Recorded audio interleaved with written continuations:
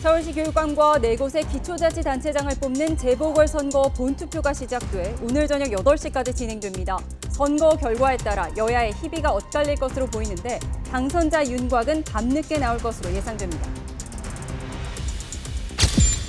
북한의 남북 연결도로 폭파로 한반도 긴장이 고조되는 가운데 북한이 대내외 매체에 폭파 사실을 알리지 않아 그 배경에 관심이 쏠리고 있습니다. 미국 정부는 북한의 무력 충돌 위험을 높이는 행위를 중단할 것을 촉구했습니다. 공천 개입 의혹의 핵심 인물인 명태균 씨가 과거 김건희 여사와 나눈 문자 내용을 공개하면서 정치권에 파장이 일고 있습니다. 대통령실이 즉각 반박에 나섰지만 여야 공방이 이어지며 국정감사의 최대 뇌관으로 떠올랐습니다. 우리 축구대표팀이 월드컵 3차 예선에서 이라크를 3대2로 꺾고 조 1위를 지켰습니다. 오연구와 배준호 등 젊은 공격수들이 손흥민과 황희찬의 공백을 메우며 승리를 이끌었습니다. 시청자 여러분 안녕하십니까? 수요일 뉴스나우 시작합니다. 북한이 연일 남한 무인기가 평양을 침투했다고 주장하면서 적개심 고취를 유도하고 있습니다.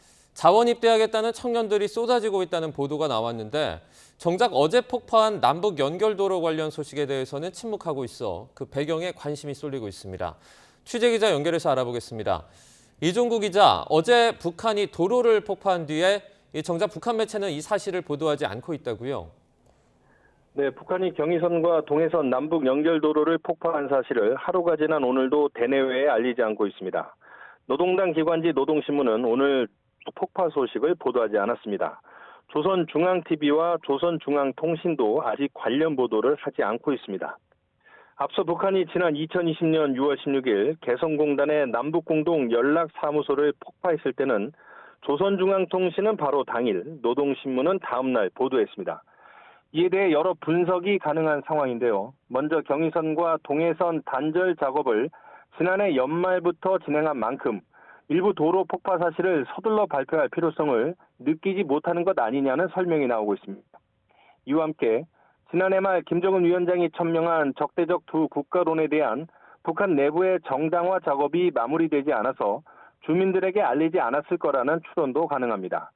앞서 북한 입법기관인 최고인민회의는 지난 7일과 8일 헌법을 개정했지만 김 위원장이 올해 초 지시한 통일표현 삭제와 영토 조항 신설 등을 새롭게 담았는지에 대해서는 공개하지 않고 있습니다. 네, 대신 북한 매체들은 평양 무인기 침투 사건을 연일 대대적으로 보도하고 있다고요? 북한은 평양에 무인기를 침투시켜 대북전단을 살포한 한국에 복수하겠다며 자원 입대하겠다는 청년들이 쏟아지고 있다고 주장했습니다. 노동당 기관지 노동신문은 오늘 일면에서 북한의 주권과 안전을 침범한 한국을 징벌하려는 멸적의 의지가 온 나라에 차고 넘치고 있다며 전국에서 청년 140만 명이 입대나 복대 탄원서에 서명했다고 보도했습니다. 이처럼 북한은 계기가 있을 때마다 외부 위협을 부각한 뒤 청년들의 입대 탄원 소식을 관영 매체에서 전하는 방식으로 체제 결속을 도모해 왔습니다. 그동안 자주 쓰던 선동 방식을 다시 한번 이번에도 택한 것으로 보입니다. 노동신문은 또 한국 무인기가 평양에 침투했다는 소식을 접한 주민들이 들끓는 분노를 농사일에 쏟아부어 성과를 거두고 있다는 기사를 여러 건 시도했습니다. 앞서 지난 12일 한국 무인기가 평양 사통에 침투했다는 북한 외무성의 중대 성명을 보도한 노동신문은 이후 매일 남한을 비난하는 기사를 1, 2일 내에 게재하며 비중 있게 다루고 있습니다. 지금까지 정치부에서 YTN 이종구입니다. 북한이 경의선과 동해선 도로까지 폭파하며 남북 간 단절 조치를 이어가면서 접경 지역 주민들은 불안감을 호소하고 있습니다. 현장에 취재기자 나가 있습니다. 유세용 기자. 네, 인천 강화도 평화전망대에 나와 있습니다. 지금 유 기자가 있는 곳이 북한과 인접한 지역이죠? 네, 안개가 조금 끼었지만 제 뒤로 보이는 곳이 북한 대성면 삼달리입니다. 이곳은 민간인 출입 통제선 안으로 건너편으로 북한이 보일 만큼 가까운 곳인데요. 취재진이 아침부터 나와 있는데 현재까지는 별다른 움직임 없이 조용한 모습입니다. 북한은 어제 남북을 잇는 동해선과 경의선도로 일부 구간을 폭파했습니다. 앞서 무인기 침투를 주장하며 전방 사격 준비 태세의 지시를 내리기도 했는데요. 이렇게 북한이 남북 간 단절 조치를 강화하면서 이곳 접경 지역의 긴장감은 날로 높아지고 있습니다. 이런 상황은 지역 주민들의 피해로 이어지고 있습니다. YTN 취재진이 만난 주민들은 평소에도 대남방송 소음으로 밤에 잠을 자기가 어려웠는데 도로까지 폭파하면서 불안감이 커졌다고 말했습니다. 접경 지역 주민들 목소리 들어보시겠습니다.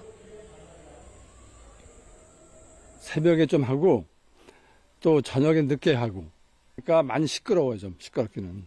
근데 문을 잠은 조금 낮긴 한데 이제 밖에 나오면 엄청 시끄럽지. 저녁에 뉴스 듣고 틀어놓아서 뉴스 보니까 그냥 막 폭발을 그렇게 해가지고 그냥 조금 마음은 안 좋지. 불안하지. 저것들이 왜 저런 짓을 자꾸 하나 싶은 게 불안하지 그냥. 인접 지역 지자체도 대응에 나섰습니다. 인천 강화군과 옹진군은 어제부터 이틀째 대피시설 140여 곳을 24시간 개방하고 있습니다. 경기 강원 지역 안보 관광이 잠정 중단돼 주민들이 생업에 지장을 받는다며 하소연하기도 했는데요. 파주시는 군부대와 협의를 거쳐 오늘 오전 9시부터 비무장지대 안보 관광을 재개했습니다. 하지만 북한이 언제 도발에 다시 나설지 알 수 없는 만큼 주민들의 불안은 앞으로도 계속될 전망입니다. 지금까지 인천 접경 지역에서 YTN 유서연입니다. 북한이 남북 연결도로 일부 구간까지 폭파하면서 한반도의 긴장이 고조되는 가운데 러시아는 연일 북한을 옹호하고 나섰습니다. 특히 지난 6월 체결한 전략적 동반자 조약을 언급하며 한반도에서 분쟁이 발생하면 북한에 군사 지원을 하겠다는 의사를 분명히 밝혔습니다. 보도에 유투건 기자입니다. 파키스탄에서 기자들을 만난 러시아 외무차관은 한국에 대한 비난 수위를 한층 높였습니다. 안드레이 루덴코 차관은 최근 한국의 행동들은 한반도의 안정을 해치고 긴장을 고조시키는 도발로 낙인 찍힐 수 있다고 주장했습니다. 하루 전 러시아 외무부 대변인도 평양에 침투한 무인기 사건을 언급하며 북한의 주권을 침해하는 도발이라고 비난했습니다. 루덴코 차관은 한 발 더 나아가 지난 6월 북러 정상회담에서 체결한 전략적 동반자 조약을 거론했습니다. 조약에 따라 한반도에서 분쟁이 발생하면 북한에 군사 지원을 제공하겠다고 밝혔습니다. 북한에 대한 침략 행위가 일어나면 러시아나 북한법에 따라 필요한 모든 조치가 취해질 것이라고 강조했습니다. 북러 관계를 사실상 군사동맹으로 격상한 전략적 동반자 조약에는 어느 한쪽이 전쟁 상태에 처하면 상대방이 곧바로 군사 원조를 제공한다는 내용이 포함되어 있습니다. 앞서 크렘린궁 대변인도 러시아 하원에 비준안을 제출하며 북러 조약의 중요성을 강조했습니다. 비준안은 이르면 다음 달 처리됩니다. В договоре, собственно, формулировки, вы сами их перечислили, они не нуждаются, эти формулировки, в дальнейшем. Они достаточно однозначны. Но при этом... 이런 가운데 북한이 우크라이나 전선에 대규모 병력을 파병한 정황이 포착됐습니다. 우크라이나 매체들은 러시아군이 북한이 보낸 병력으로 3,000명 규모의 대대급 특별부대를 편성하고 있다고 보도했습니다. 북한 군부대는 지난 8월 우크라이나가 침공한 러시아 쿠르스크에 배치될 가능성이 있는 것으로 전해졌습니다. 러시아는 북한군 파병설을 부인하고 있습니다. YTN 유투관입니다.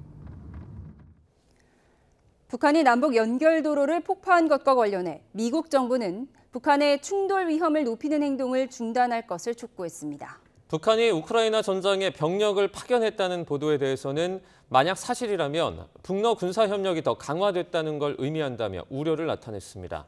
워싱턴 권준기 특파원입니다.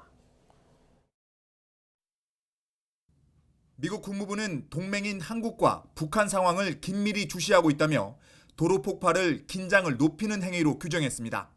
무력 충돌 위험을 키우는 어떠한 행동도 중단해야 한다며 북한이 대화 테이블로 복귀할 것을 촉구했습니다.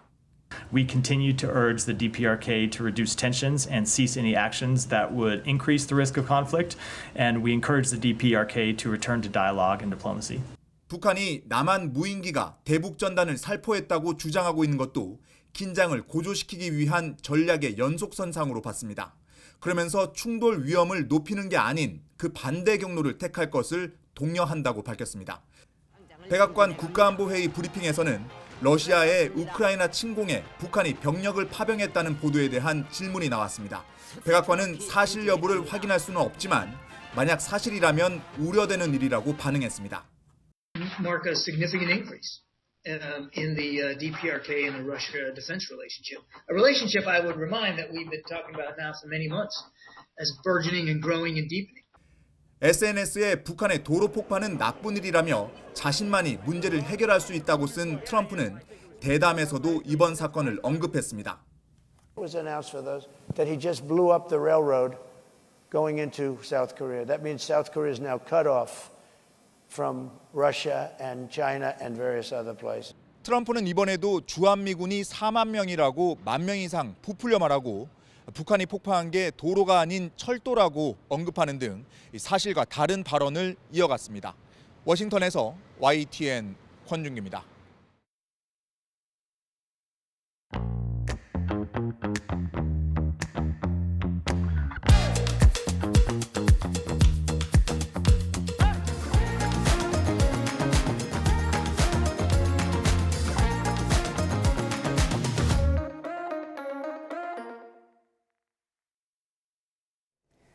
지금 기초단체장 4곳과 서울시 교육감을 뽑는 재보궐선거 본투표가 진행되고 있습니다.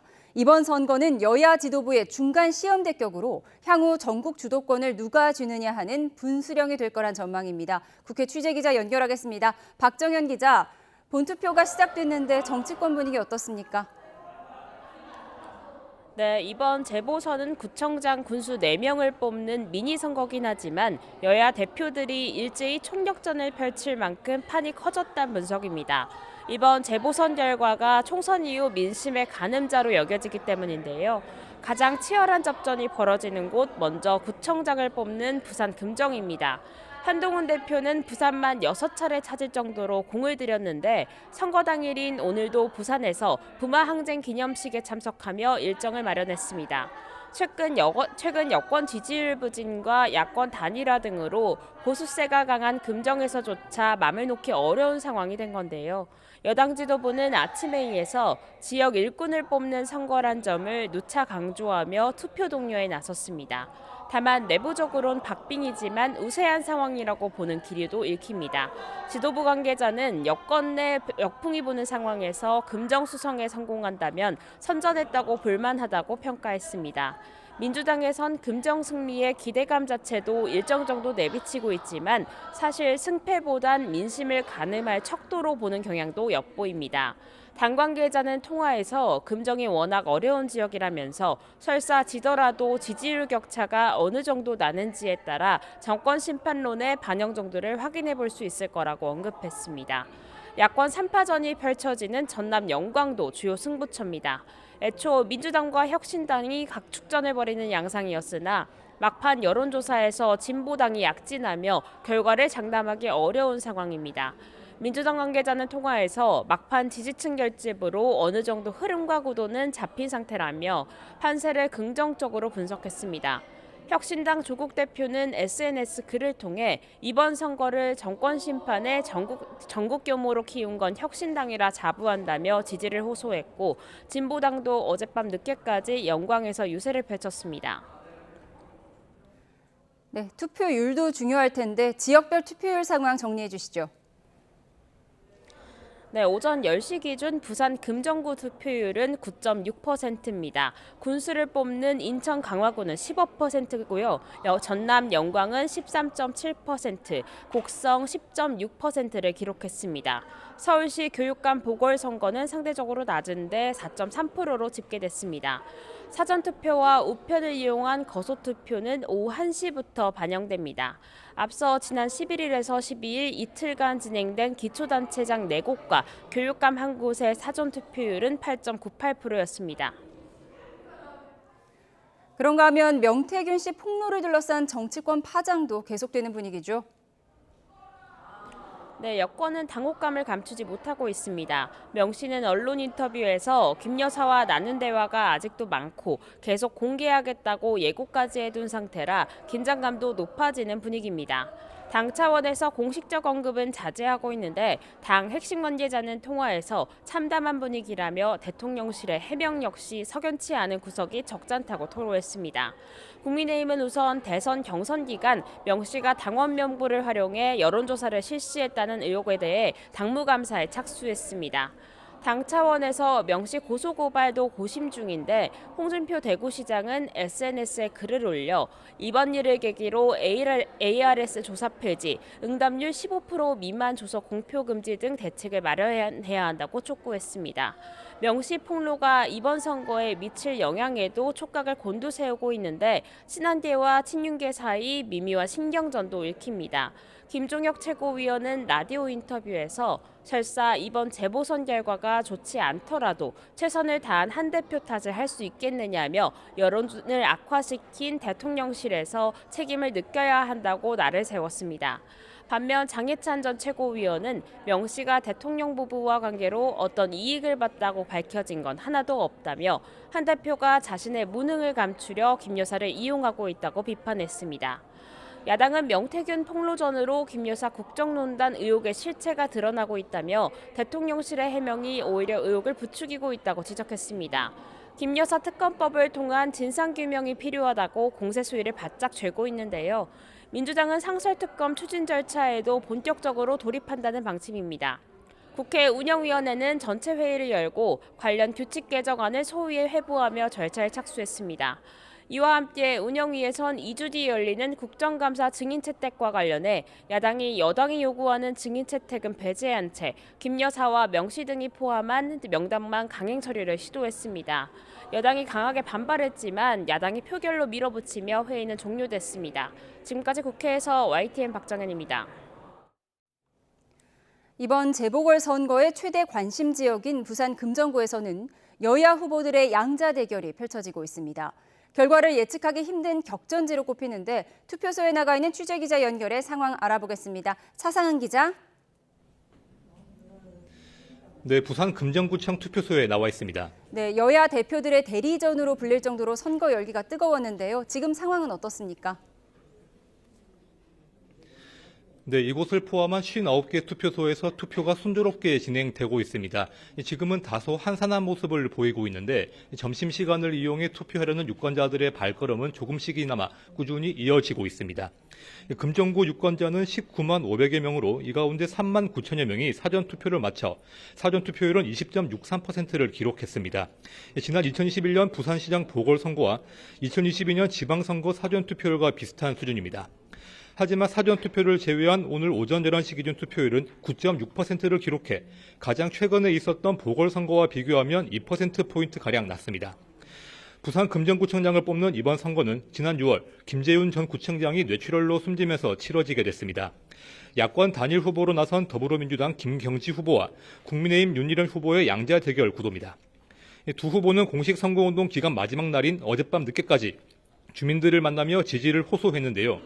국민의힘은 지역 현안을 해결할 수 있는 집권 여당의 강점을 내세우며 민심 잡기에 주력했고 민주당은 정권 심판론을 강조하며 전통적 보수 강세 지역인 금정에서 승리 의지를 보였습니다. 승패를 가늠하기 힘들 정도로 접전이 예상되는 가운데 개표 결과는 자정 전에 나올 전망입니다. 지금까지 부산 금정구청 투표소에서 YTN 차상입니다. 그룹 뉴진스의 멤버 한이가 국회 국정감사장에서 그동안 하이브 안에서 따돌림이 있었다고 눈물로 호소했습니다. 하이브를 향한 비판을 쏟아내며 하이브가 뉴진스를 싫어한다는 확신이 들었다고도 강조했습니다. 이경국 기자의 보도입니다. 그룹 뉴진스의 멤버 한이가 따돌림 논란 증언을 위해 국회 국정감사에 출석했습니다. 베트남계 호주인인 한이는 통역사 없이 홀로 발언대에 섰는데 누구든 비슷한 일을 겪지 않았으면 좋겠다며 과거 겪었던 사건 내용을 다시 언급했습니다. 그 매니저님이 저의 눈을 맞으시고 따라오는 멤버들한테 못 본 척 무시해라고 하셨어요. 계속 넘어가려고 하셨어요. 이어 하이브 고위 관계자가 인사를 받지 않고 직원들이 뉴진스를 욕하는 일도 있었다며 눈물을 보이기도 했습니다. 저희 회사 저희 싫어하는 거에 솔직히 확신이 생겼어요. 그냥 서로 인간으로서 존경하면 적어도 직장 내 괴롭힘과 따돌림 문제는 없지 않을까 싶고요. 이에 하이브 측 인사인 어도어 김주영 대표는 한이의 주장을 입증할 자료는 찾지 못했다고 설명했습니다. 김 대표가 필요한 조처를 다했는지를 두고는 설전 아닌 설전을 벌이기도 했습니다. 제가 취할 수 있는 다양한 조치들은 다 취했다고 생각합니다만 제가 좀 더 잘할 수 있는 부분이 있었지 않았을까 하고 되돌아보게 됩니다. 근데 사회 의지도 없으시고 어떤 액션을 조치하실 의지도 없으시는데 최선을 다하셔도 할 수는 없으실 것 같아요. 다만 김 대표는 노력을 이어가고 있다며 관련 조사에 성실히 임하겠다고 강조했습니다. 노동청 조사에 성실하게 협조해서 명확하게 사실관계를 밝힐 수 있도록 최선을 다하겠습니다. 아티스트분들 저희 더 목소리에 귀 기울이고 인권까지 잘 보호해서 이번 사건이 하이브와 민희진 전 대표의 갈등에서 비롯됐는지를 두고 한이는 관련이 없겠느냐고 지적했지만 김 대표는 사법부의 판단을 기다리고 있다며 즉답을 피했습니다. YTN 이경국입니다. 국회 과학기술정보방송통신위원회 국정감사는 더불어민주당 소속 최민희 위원장이 국회 환경노동위원회 국감 참고인으로 출석한 뉴진스 멤버 한이를 만난 걸 두고 특혜 논란이 일면서 파행을 겪었습니다. 국민의힘 박정훈 의원은 어떻게 최 위원장이 위원회가 진행 중인 시간에 뉴진스가 있는 방에 따로 가서 만나볼 수 있느냐고 따졌습니다. 반면 최 위원장은 상임위 중간에 나가서 만나지 않았다며 사실과 다른 제보로 위원장을 모독하고 있다고 반박했습니다. 결국 과방위 국감은 여야 간 고성 끝에 잠시 정회했습니다. 국회 방송통신위원회 국정감사에서는 방통위가 민영화를 승인한 YTN에 대한 질의가 잇따랐습니다. 그런데 이 과정에서 실제 사실과는 다른 주장이 민주당 국회의원의 입을 통해 제기되면서 논란도 예상됩니다. 안윤학 기자의 보도입니다. 민주당 이훈기 의원은 방송통신위원회 대상 국정감사에서 YTN 민영화 승인을 비판하며 민영화 폐해로 YTN의 특정 사업을 지목했습니다. 민영화 이후 보도 전문 채널인 YTN이 모바일 쿠폰 사업을 개시했고 팀F 사태로 123억 원의 손실이 발생해 소비자 피해가 막대하다는 겁니다. YTN 7번째로 미정상 금액이 많은 상품권사입니다. 중공영이었던 뉴스 전문 채널 YTN이 민영화되고 거의 사유화가 돼서 이런 일을 하고 있어요. 하지만 해당 사업은 지난해 말 검토되기 시작해 민영화 직전 경영진을 통해 올해 2월 계약이 체결된 만큼 민영화와는 전혀 관련이 없는 걸로 파악됐습니다. 특히 123억 원의 미정산으로 인한 소비자 피해도 전혀 없다고 YTN은 설명했습니다. 이미 티몬이 소비자에게 팔고 소비자가 사용을 완료한 쿠폰 대금을 티몬이 YTN에 정산하지 않은 만큼 YTN에만 온전히 손실이 발생했다는 겁니다. 이 의원은 또 팀F 사태 이후에 YTN이 소비자들에게 쿠폰을 취소하고 알아서 환불받으라고 통보했다고 주장했는데 YTN은 사용하지 않은 쿠폰으로 추가 피해를 볼까 봐 안내한 것이고 일부 직접 환불 조치도 했다고 해명했습니다. 국감에선 김건희 여사 공천 개입 의혹의 핵심 인물인 명태균 씨를 다루는 YTN의 보도량이 적다는 비판도 제기됐습니다. 민주당은 의혹이 제기된 지난달 5일부터 지난 13일까지 7건에 불과하다고 했지만 실제로 단신 기사나 중계, 출연을 제외하고 리포트 건수만으로도 8건이었던 데다 24시간 보도 채널 특성상 방영 횟수로는 8건 리포트만으로 60차례를 웃돌았던 것으로 집계됐습니다. 정부 부처와 공공기관 등에 대한 국회의 견제와 감시 의무도 중요하지만 명확한 사실관계를 바탕으로 문제 제기를 하지 않을 경우 국정감사의 무게감 자체가 떨어질 수 있다는 지적도 나옵니다. YTN 안윤학입니다.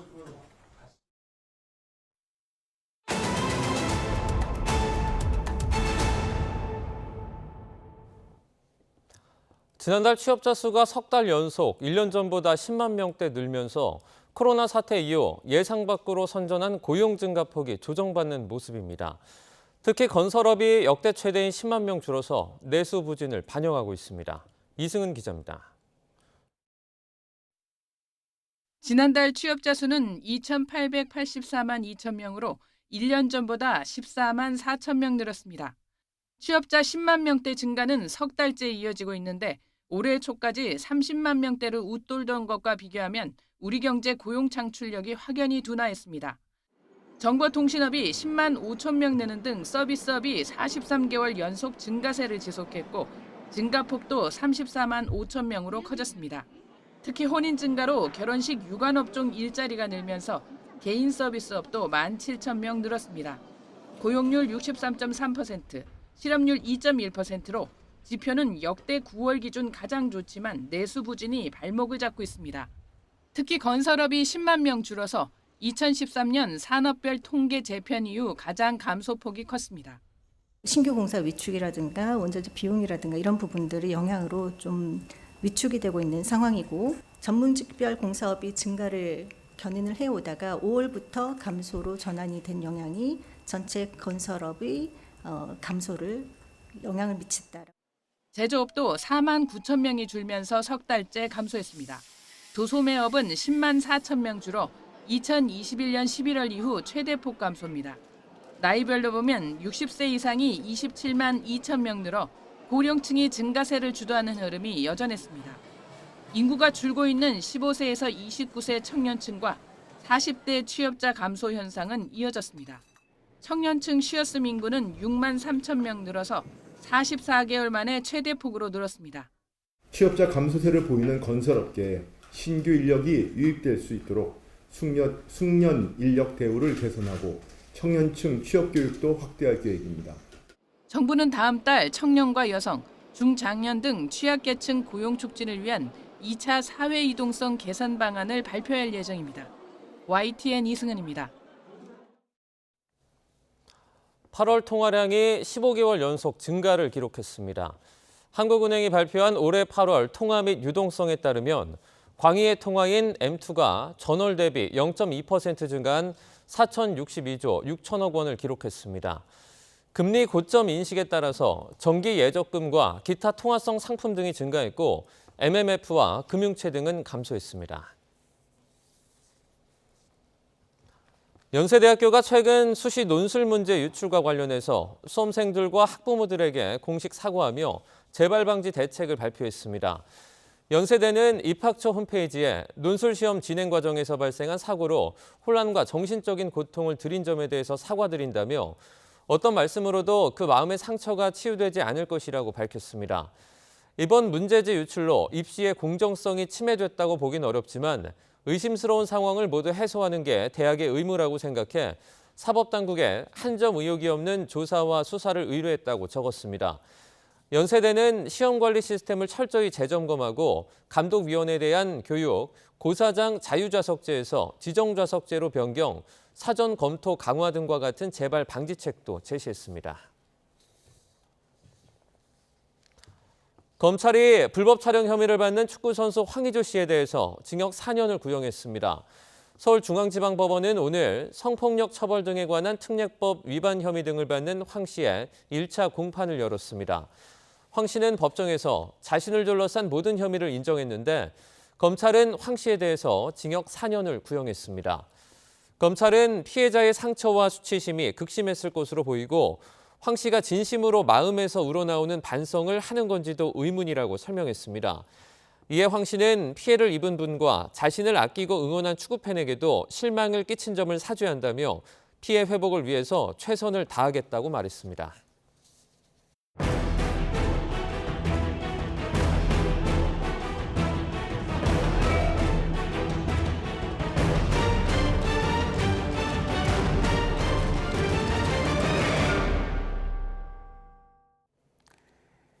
남북을 잇던 육로가 완전히 단절됐습니다. 북한이 경의선과 동해선 도로를 폭탄으로 폭파하면서 우리 세금으로 지은 시설이 한순간에 휴지 조각이 된 건데요. 이런 북한의 의도는 무엇인지 전문가들과 자세히 이야기 나눠보겠습니다.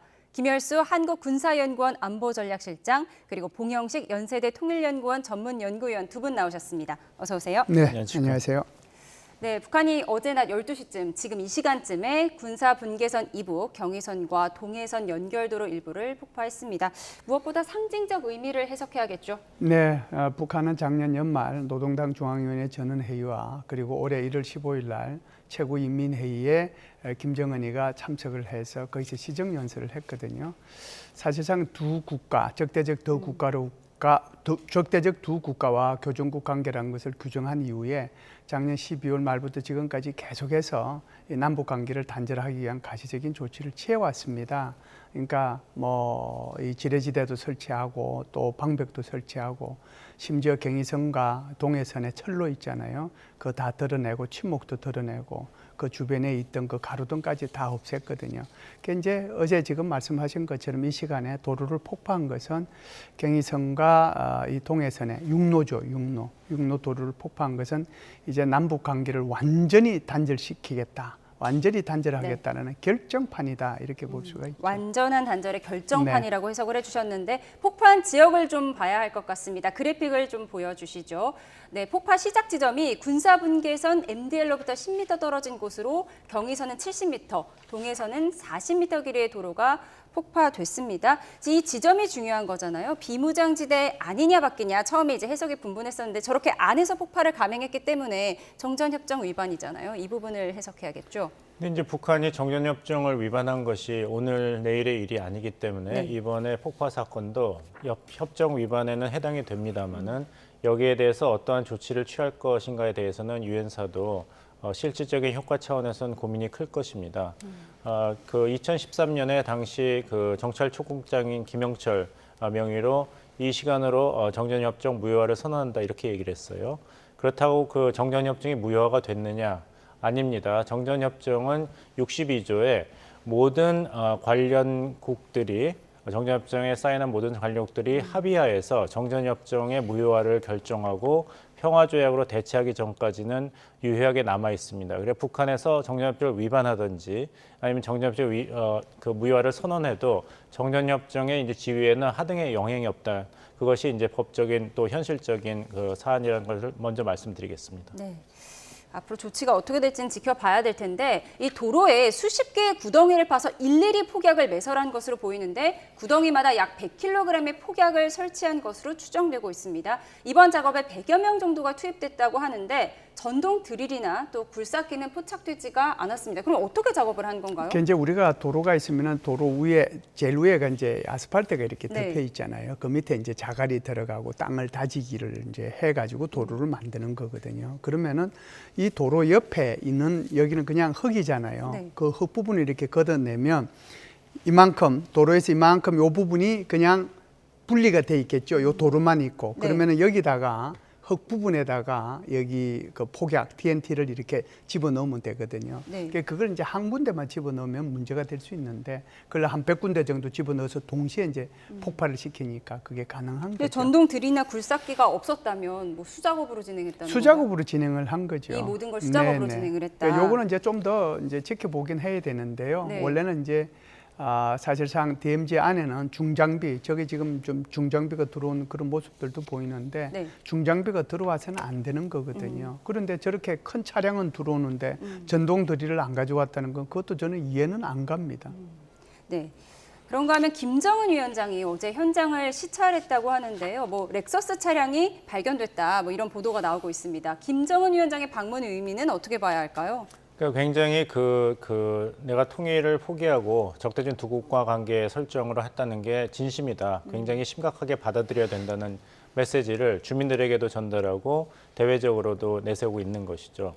그러니까 좀 이따 이야기하겠습니다. 이제 무인기 사태에 대해서 먼저 이제 북한 정부에서 성명을 발표했지 않습니까? 근데 이건 다 순서가 있습니다. 왜냐하면 북한은 이제 중앙 집권 그런 독재 국가이기 때문에 김정은 총비서가 나서는 게 함부로 나설 수는 없는 것이죠. 가장 중대한 시점에 최고 전염이 나서야 되기 때문에 예전에 이제 2022년 11일 한미 공중연합훈련 비질런트 스톰을 했을 때도 그 발언 수위와 주체가 점점 올라갔습니다. 처음에는 이제 외무성 담화문이었다가 11월 1일에는 박정천 노동당 중앙위 비서가 이야기했고 그 다음에 이제 그 다음에는 김여정 부부장이 나와서 비판을 했죠.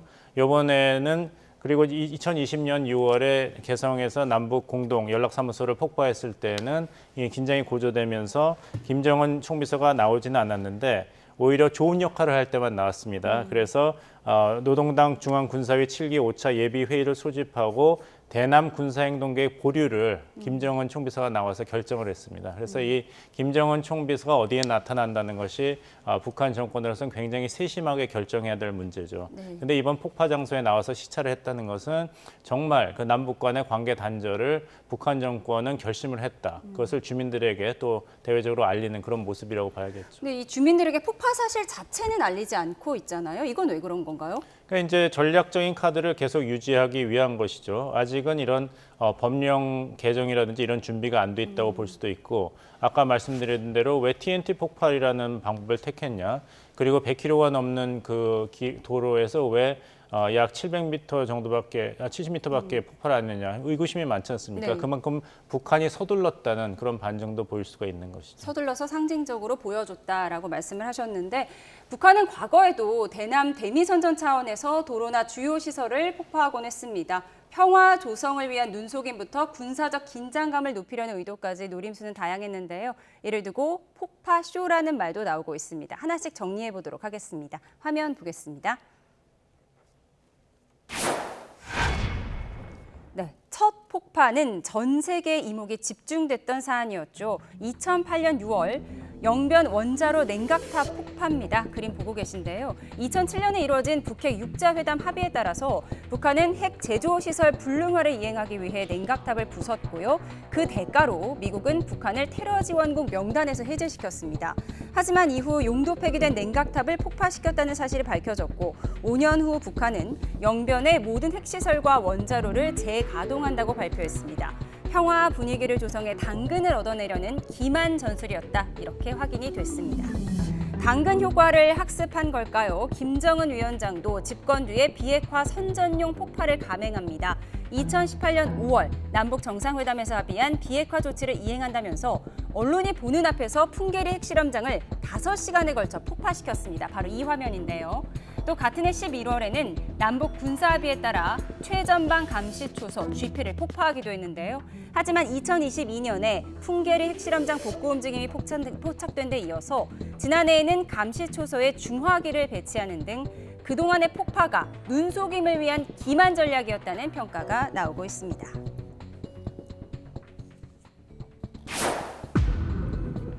그런가 하면 남북 긴장이 고조된 2020년 이후에는 폭파의 성격이 달라지는데요. 군사적 긴장을 높이려는 의도를 드러낸 겁니다. 2020년 6월에 일어난 남북 공동 연락사무소 폭파가 대표적입니다. 지금 이 화면입니다. 당시 대북전단의 비난을 퍼붓던 북한은 개성공단 내 연락사무소를 철폐하겠다고 밝힌 뒤 11일 만에 무단으로 폭파를 진행했습니다. 남북 단절의 시작을 알리는 퍼포먼스였는데요.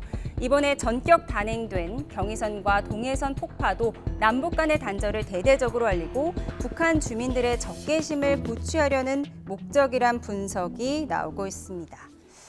저희가 쭉 정리를 한번 해봤는데 그러니까 2020년 이전에는 어떤 국제사회를 향한 눈속임을 위한 폭파였다. 뭐 이렇게 해석할 수 있을까요? 네, 지금 말씀하신 것처럼 아주 YTN에서 요약을 잘한 것 같습니다. 그래서 그걸 보면 2008년도에 성김 미국 대표죠. 그 이제 성김이 그 자리에 참석한 상태에서 냉각탑 폭파시켰잖아요. 그런데 5년 있다가 다시 이제 그 가동해서 가동을 해가지고 지금 플루토늄 생산하고 있어요. 두 번째도 이제 2018년도에 풍계리에 기자들 이제 초청해가지고 갔잖아요. 그래서 풍계리에 일본 총 4개의 갱도가 있는데 1번 갱도는 이미 폐쇄가 됐고요. 그래서 2번 갱도를 오전 11시 그리고 4번 갱도, 3번 갱도 그거요. 폭파시켰는데 어디를 폭파시켰냐면 입구만 폭파시켰어요. 그리고 나서 이제 사실상 그 안에 들어가가지고 실험하는 그 장소를 폭파시켜야 되는데 그게 아니고 입구만 폭파시켰으니까 바로 복구가 가능하죠. 그래서 지금 2번, 3번, 4번 궤도가 모두 지금 당장이라도 제7차 핵실험을 할 수 있는 준비가 다 됐다라고 보고요. 네. 그리고 이제 2018년도 11월 달에 북한에서 감시초소 이거 폭파했다고 그러잖아요. 이건 물론 제대로 검증도 안 된 거긴 하지만 이것도 일부만 폭발을 하고 실질적으로 자기 중요한 것은 폭발을 안 시켰단 말이죠. 그럼에도 이제 그때 이제 검증에 문제가 있었다는 것은 최근에 언론에서 보도가 됐는데 그것처럼 지금 다시 이제 그거 복구하는데 금방 다 복구해가지고 옛날에 폐쇄했던 거 지금 정상적으로 자신들 지피 운용하고 있어요. 그런 것들을 보면 지금 우리 앵커님께서 말씀하신 것처럼 정말 이것은 눈속임용 폭발을 해왔다 이렇게 요약할 수가 있죠. 네, 2020년 이전에는 어떤 국제사회를 속이기 위한 기만용 전술이었다 뭐 이렇게 볼 수가 있는데 그런가 하면 2020년 6월에 일어난 남북 공동 연락사무소 폭파 이때도 충격이 상당했잖아요. 이때부터는 뭐 전략이 바뀌었다고 볼 수가 있는 거죠.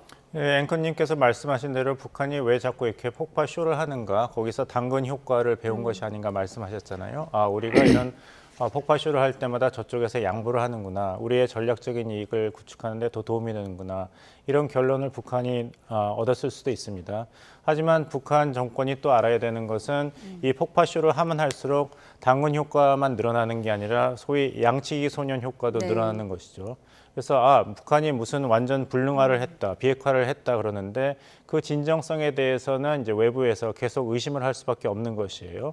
완전 폭발했다는 풍계리 핵실험장이 다시 한번 7차 핵실험 하기 위해 준비가 바로 되고 이런 것을 보기 때문에 이번에도 뭐 동해 경의선 그 도로를 폭파했다고 하는데 얼마나 여기에 대해서 우리 국민들이 커다란 충격을 과연 받을 것인가. 왜냐하면 말씀하신 대로 서둘러서 굴착기 없이 폭발을 했고 그 길이 폭파에 해당하는 길이도 굉장히 작은 부분이기 때문에 북한이 전략적인 이익 계산이 바뀐다면 언제든지 다시 또 남측에서 손을 내밀면서 평화공세에 나설 기반을 마련해 두고 있구나 이런 추정도 가능한 것이죠. 그래서 결국에는 이제 북한의 이런 충격 도발 행위, 벼랑 끝 전술과 폭파쇼가 한 번, 두 번 한 것이 아니라 1990년부터 거의 30년 동안 해왔기 때문에 외부도 북한의 이런 전략적 행동에 대해서 학습 효과가 분명히 있었습니다. 따라서 북한이 어떤 행동을 하든지 간에 그것이 북한이 의도하는 대로 그런 충격 효과가 있을 것이라는 데에서는 북한 정권도 그것을 장담할 수 없는 북한 정권으로서는 굉장히 점점 어려운 옵션이 줄어들고 있는 그런 장기적인 추세가 있다 말씀드리겠습니다. 30년간 폭파쇼를 이어오면서 학습 효과가 생겼다라고 말씀을 하셨는데 그럼 2020년에 남북 연락사무소를 폭파한 것과 어제 있었던 연결도로 폭파 어떤 차이가 있을까요? 그러니까 이제 북한 입장에서는 이제 남측에서 북한이 얼마나 분노하고 있는지 따라서 이 분노한 북한을 달래기 위해서 우리가 양보를 해야 된다 이런 여론 형성을 바라고 있겠죠. 하지만 그 남측 사회의 그런 여론이 그런 방향으로 꼭 이어지는 것은 아니죠. 2020년 6월에 개성 공동 연락사무소 폭파했을 때 국민 대다수는 왜 거기에 우리 돈으로 그런 북한이 중요하게 생각하지도 않는 건물을 지어주었는가. 여기에 대해서는 책임 추궁을 해야 된다. 그리고 우리 세금을 다시 받아내야 된다. 이렇게 북한과 남북 협력에 대해서 부정적인 여론이 대두됐습니다. 그거에 대해서 한 447억 원이 투입이 돼서 손해배상 청구 소송을 하고 있죠. 그렇습니다. 이번에도 비슷하게 북한 정권에 대해서 이제 부정적인 여론이 형성된다면은 북한이 바라는 것은 한 가지입니다. 이 무모하고 위험한 윤석열 정부의 대북 강경책을 한국 국민들이 나서서 좀 말려줘야 된다. 이런 얘기를 김여정 부부장이 누차례 했어요. 2022년 11월 24일 성명서를 보면은 남측 국민들은 참 안전하고 편하게 살 줄 모르게 멍텅구리라고 얘기하고 국민들은 윤석열 저 천치 바보들이 들어앉아 자꾸만 위태로운 상황을 만들어가는 정권을 왜 그대로 보고만 있는지 모를 일이다. 그래도 문재인이 앉아 해먹을 때는 적어도 서울이 우리 관여가 아니었다. 어떻게 보면 북한 정권이 지금 군사 행동을 할 수 있는 능력과 옵션은 없는데 사태가 너무 불리하고 답답하게 돌아가니까 한국 국민들에게 어떻게 본다면 호소를 하고 있는 것이죠. 제발 좀 말려달라. 그러니까 역설적으로 본다면 북한 정권이 여러 가지로 항의를 하고 위협을 하고 있습니다만 그런 수사를 실질적인 군사 행동으로 옮길 능력은 부족하기 때문에 자꾸 한국 국민들을 향해서 호소를 하고 또 러시아에 대해서 좀 한국을 말려달라고 호소를 하고 또 김여정 부부장의 이번 성명을 보면은 미국이 책임지라고 하고 있습니다. 이 한국이 경고만동하는 것은 그 한국이 추종하고 있는 주인 국가인 미국이 책임져야 된다 이렇게 얘기하기 때문에 이걸 역설적으로 해석한다면 얼마나 북한 정권이 지금 힘들면 이렇게 한국 국민, 러시아, 미국에 매달려서 한국 정부의 대북 정책을 바꿔달라고 호소하고 있는지 이런 해석을 한번 해볼 수 있습니다. 네, 우리 세금이 들어간 부분에 대해서 말씀을 해주셨는데 어제 통일부도 이에 대해서 강경 입장을 밝혔습니다. 먼저 듣고 오겠습니다. 경의선 동해선 철도도로는 남북 정상회담 이후 진행되어 온 대표적 남북 협력 사업으로 북한 요청에 의해 총 1억 3,290만 달러에 달하는 차관 방식의 자재 장비 제공을 통해 건설된 것이며 동차관에 대한 상환 의무가 여전히 북한에 있다는 점을 다시 한번 확인합니다. 남북 철도도로 폭파와 관련한 모든 책임은 북한에 있음을 다시 한번 강조합니다. 네, 들으신 것처럼 우리 정부 돈 1억 3,290만 달러, 우리 돈으로 약 1,800억 원의 차관이 제공됐다고 하는데요. 이거 뭐 쉽게 말해서 우리가 빌려준 돈으로 지은 거고 결국 우리는 받아야 한다는 뜻이잖아요. 근데 받을 수가 있을까요? 이게 이제 어떤 의미냐면요. 좀 전에 이제 우리 봉 교수님께서도 말씀을 하셨지만 사실상 남북 공동연락사무소 폭파했을 때 그때 당시에는 이제 여기에 제기를 안 하다가 작년에 우리 정부가 네. 여기 서울중앙지방법원에 소송 제기를 했거든요. 그래서 여기에 대해서 판결은 아직까지 내려지지 않았지만 그 판결이 내려진다고 해도 뭐 받아들이기 쉽진 않잖아요. 이번에도 그 비슷하게 아마 소송은 제기할 겁니다. 그런데 문제는 이런 거죠. 지금 이제 말씀하신 것처럼 그렇게 판결이 내려지고 그렇게 배상을 하라고 한다고 하더라도 북한이 그렇게 할 거냐 하는 거거든요. 설령 그렇지 않더라도 이것이 어떤 의미가 있냐면은 법적인 책임이 북한한테 있다는 것과요. 그것이 기록으로 남는다는 것. 그런 상징적인 의미가 있기 때문에 이것은 대단히 큰 의미가 있는 거다 이렇게 보죠. 네. 네, 결국 이번 폭파 행위가 정전협정 위반에 해당이 되는데 그럼 이제 유엔 안보리나 국제협약에 어떻게 위반이 되는지 우리가 앞으로 어떻게 해석해야 할까요? 네, 아무래도 뭐 정전협정 가지고만 이 문제는 좀 따지고 얘기할 필요가 있다라고 생각을 합니다. 물론 이제 유엔군 사령관이 이제 우리 유엔군 전체를 대표해서 이제 서명을 했잖아요. 그렇기 때문에 이게 유엔 안전보장이 이사에서 이 문제를 다룰 수는 있긴 해요. 그런데 제가 볼 때는 설령 이 문제가 다뤄진다고 하더라도 중국과 뭐 러시아가 반대할 것이기 때문에 이것은 큰 의미가 없고요. 정전협정 위반에 대한 내용만 가지고 북한에 대해서 계속 압박을 가할 필요는 있다 이렇게 봅니다.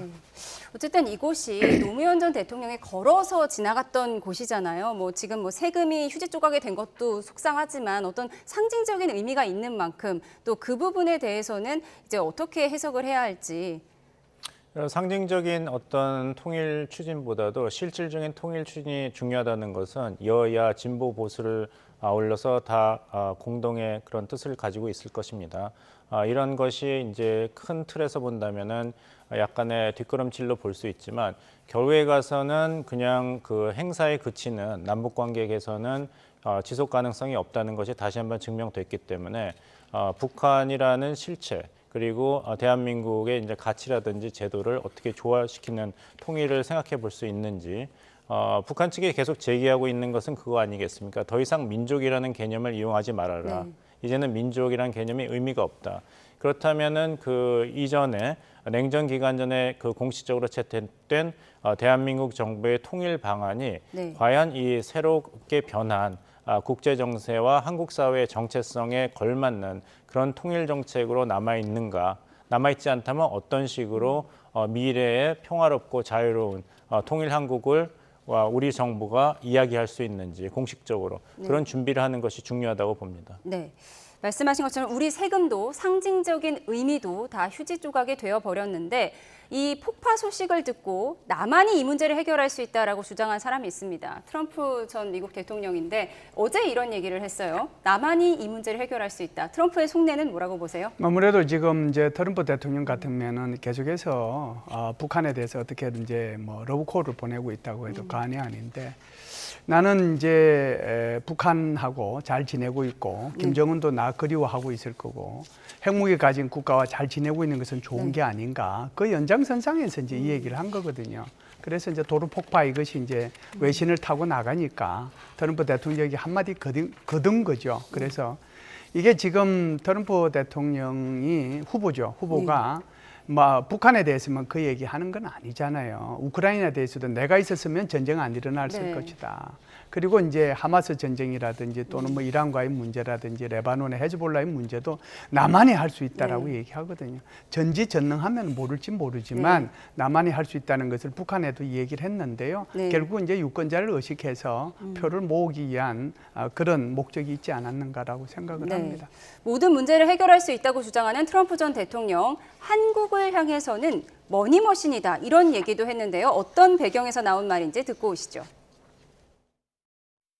If I were there now, they'd be paying us $10 billion a year. And you know what? They'd be happy to do it. It's a money machine, South Korea.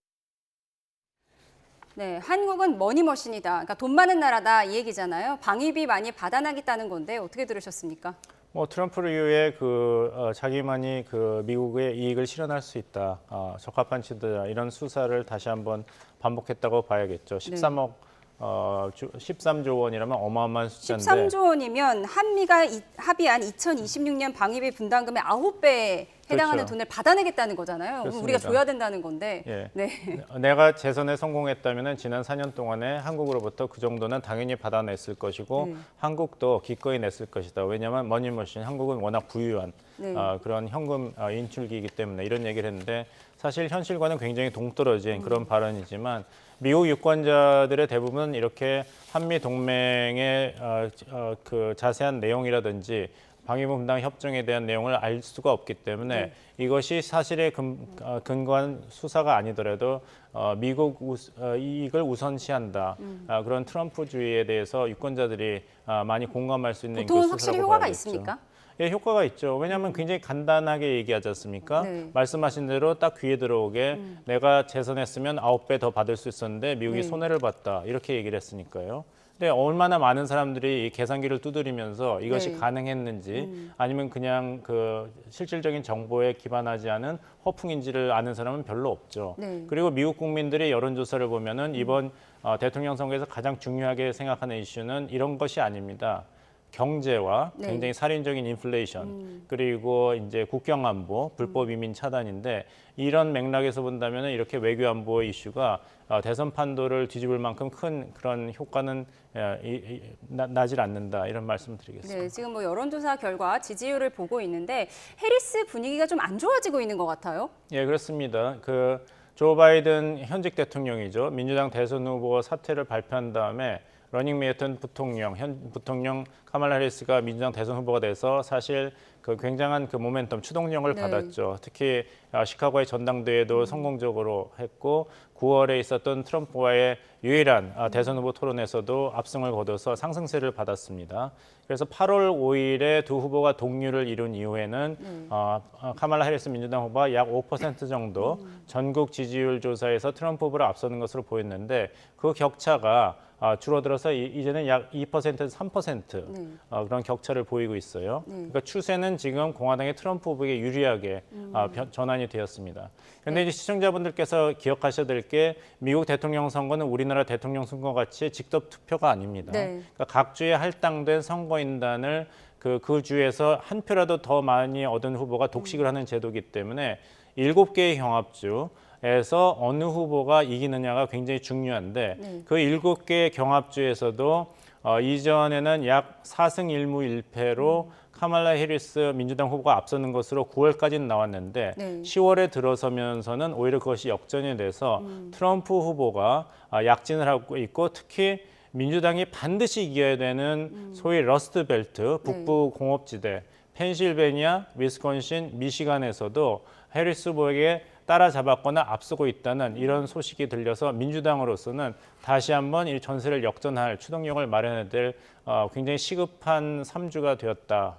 이런 것이 현 상황입니다. 네, 해리스 입장에서는 시급한 3주가 되었다라고 말씀하셨는데 마지막으로요. 네, 실장님은 뭐 흑인 표심이 심상치 않다는 이 의견에 대해서 어떻게 보십니까? 네, 그거는 나오고 있으니까 거기에 대해서는 특별히 더 말씀드릴 거 없고요. 그리고 지금 이제 봉 교수님이 아주 이제 요약해서 잘 전반적으로 다 말씀을 드렸기 때문에 추가적으로 저는 말씀드릴 게 없습니다. 대신에 지금 트럼프가 얘기한 그 방위비 분담금 거기에 대해서만 제가 한마디 하고 제 말을 마치도록 하겠습니다. 우리가 방위비 분담금으로 내는 대상이요. 사실상 그 한국인 노무자 인건비가 있고, 두 번째가 이제 군사 건설비, BOQ라든지 아파트라든지 그 건설하는 게 있고, 세 번째가 이제 군수 지원비가 있거든요. 네. 여기에서 지금 우리가 2027년도에 내야 될 돈이 이제 1조 5천억 정도로 이렇게 합의를 했잖아요. 그런데 지금 10조 그러면 10조 달라고 그런다고 우리가 줄 거냐? 천만에요. 왜 그러냐 하면 지금 미국은 미국의 그 군인들과 미국 국적을 가진 군속들에 대한 인건비는 전부 다 미국의 예산으로 줘요. 그것이 주일미군이든 주한미군이든 주동미군이든 전 세계가 똑같아요. 그러면 우리한테 뭘 더 받아낼 수가 있죠? 더 받아낼 수 있는 것이 기껏 해봤자 지금 여기 인건비, 군사건설비, 군수지원비 이거 지금 2027년 되면 우리가 아마 한 80% 정도 부담할 거예요. 그러면 나머지 20% 해봤자 돈 얼마 안 됩니다. 여기에 돈을 더 달라라고 한다면 아무래도 이제 전략 자산의 이동과 관련된 것과 해서 돈을 더 달라고 할 텐데 그래봤자 맥시멈으로 따져도 2.5조 3조 절대로 넘지 않습니다. 우리 대한민국 그렇게 허술하게 생각해서 무슨 뭐 머니머신이니 ATM기니 이런 식으로 한 나라의 대통령이 격조 없이 발언하는 것은 참으로 좀 안타깝다는 생각이 듭니다. 네, 한국은 머니머신이라고 주장했던 트럼프 전 미국 대통령의 말까지 분석해봤습니다. 지금까지 김열수 한국군사연구원 안보전략실장 그리고 봉영식 교수였습니다. 고맙습니다.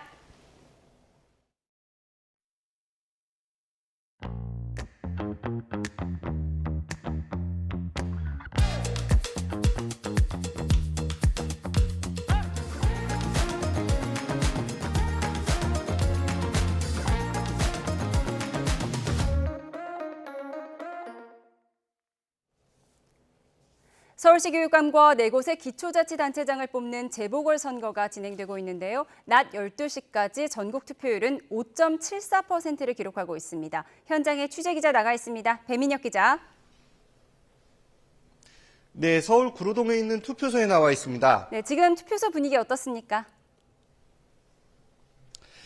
네, 제가 새벽 6시부터 이곳에 나와 있었는데요. 투표하려는 시민들이 속속 이곳을 찾고는 있지만 줄을 설 만큼 붐비지는 않는 상황이었습니다. 투표소를 찾은 유권자 가운데 아이를 키우는 시민은 교육 정책에 대한 큰 관심과 기대를 보이기도 했는데요. 시민 이야기 직접 들어보겠습니다. 오늘 아이 어린이집 등원하고 오는 길에 투표소가 있어서 투표를 하고 왔고요. 아이를 키우다 보니 지지하는 정책이 있어서 거기에 따른 교육감 후보를 투표하러 이 자리에 왔습니다. 제가 나와 있는 서울 지역에는 오늘 선거로 서울시 교육감을 선출하게 됩니다. 이와 함께 전국적으로는 기초자치단체장 4명도 뽑는데요. 최대 관심 지역인 부산 금정구청장을 비롯해 인천 강화군수와 전남 곡성군수, 영광군수를 선출합니다. 조금 전인 낮 12시 기준 전국 재보궐선거 투표율은 5.74%입니다. 현재 서울시 교육감 선거 투표율은 이보다 낮은 5.4%에 그치는 상황입니다.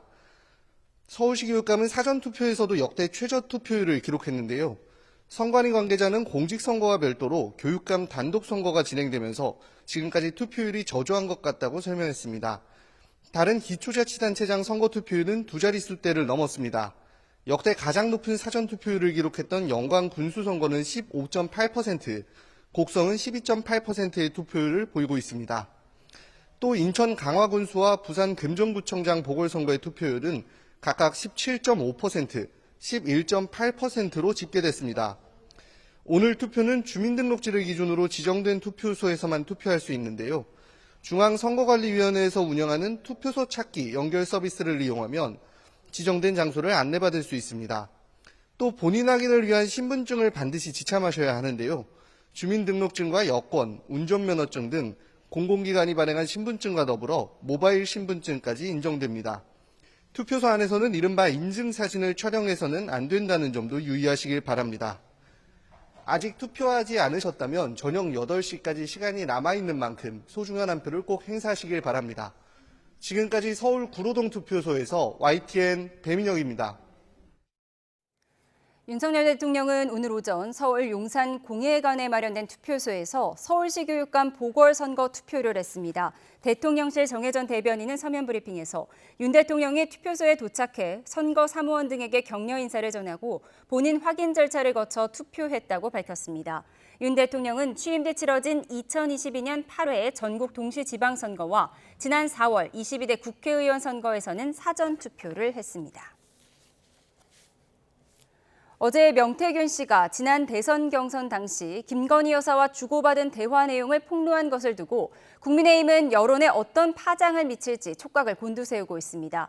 다만 친한계와 친윤계 사이 미묘한 신경전도 이어졌는데 민주당은 이번 명태균 폭로전으로 김 여사의 국정농단 의혹 실체가 드러나고 있다며 직접 답하라고 압박 수위를 높였습니다. 들어보겠습니다. 몸이 부서지게 열심히 뛰었던 사람에게 뭐 승리가 됐든 패배가 됐든 책임을 물을 수는 없을 것 같고요.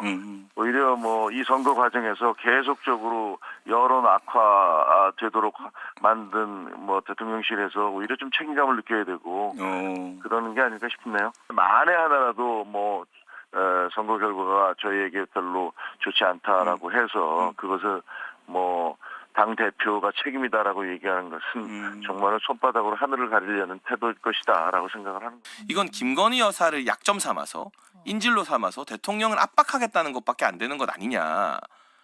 저는 그렇게 김건희 여사 문제를 한동훈 대표가 도구화하고 이용하고 있다고 보고요.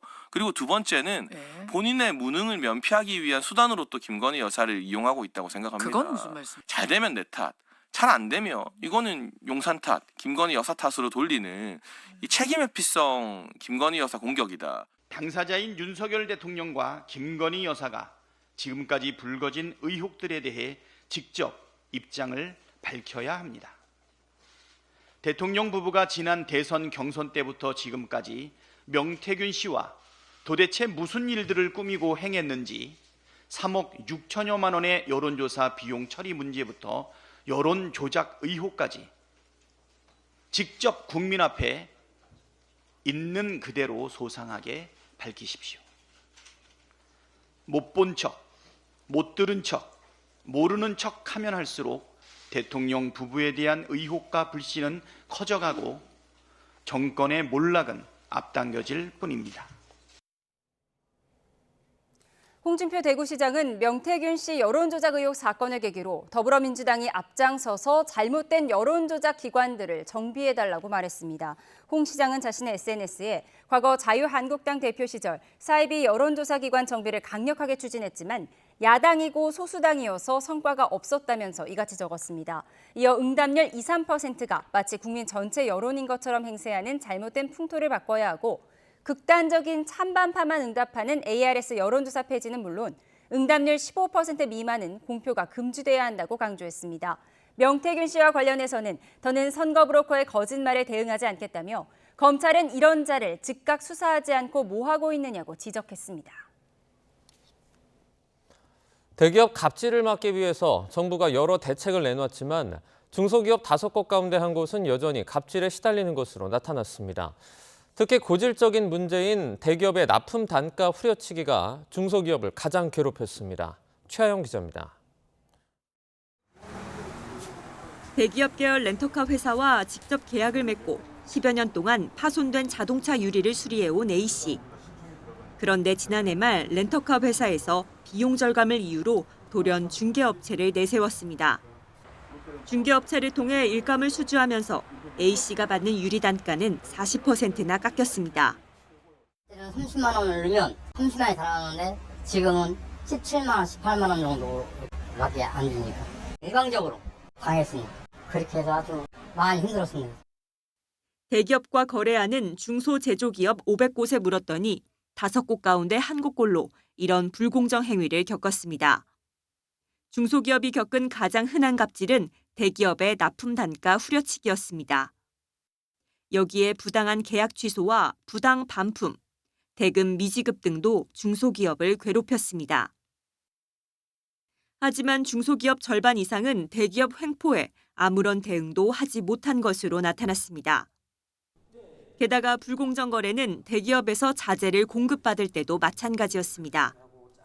대기업에서 원부자재를 구매한 기업 270여 곳 가운데 19%가 불공정 행위를 경험했고 부당한 공급 단가 결정이 가장 많았습니다. 그럼 이런 갑질을 막기 위해 어떤 대책이 필요한지도 물었습니다. 중소기업 66%는 중소기업의 협상력 강화 등 납품 단가 제값받기 환경 조성을 가장 원했습니다. 또 중소기업에 대한 정부 지원과 불공정 거래 행위 근절 대책 마련도 필요하다고 답했습니다. 대기업에 대한 중소기업의 협상력을 강화하기 위해서 계약 조건 협의 요청권을 강화하는 방안으로 그런 대안을 마련해서 정부의 대책에도 뿌리 뽑히지 않는 대기업 갑질에 중소기업과 소상공인의 눈물은 마르지 않고 있습니다. YTN 최아영입니다. 주 52시간제 시행과 코로나19 등의 영향으로 5년 새 직장인 퇴근 시간이 19분 빨라졌다는 분석이 나왔습니다. KB국민카드는 광화문과 강남, 여의도와 구로, 판교 일대 퇴근 시간 지하철 승차 시각을 분석한 결과 2019년에는 평균 오후 6시 47분이었고 올해는 오후 6시 28분으로 19분이 당겨졌다고 밝혔습니다. 5개 주요 업무지구를 비교해보면 구로는 21분, 광화문과 강남은 20분, 판교는 17분, 여의도는 14분 빨라진 것으로 나타났습니다. 최근 기후위기로 식량 안보의 중요성이 어느 때보다 커지고 있는데요. 기후변화에도 잘 버티는 우수한 종자들은 우리의 식량 안보를 지켜주는 중책을 맡고 있습니다. 안정적인 식량 공급을 책임질 우수 종자들을 한자리에 모은 국제종자박람회가 전북 김제에서 개최됐다고 하는데요.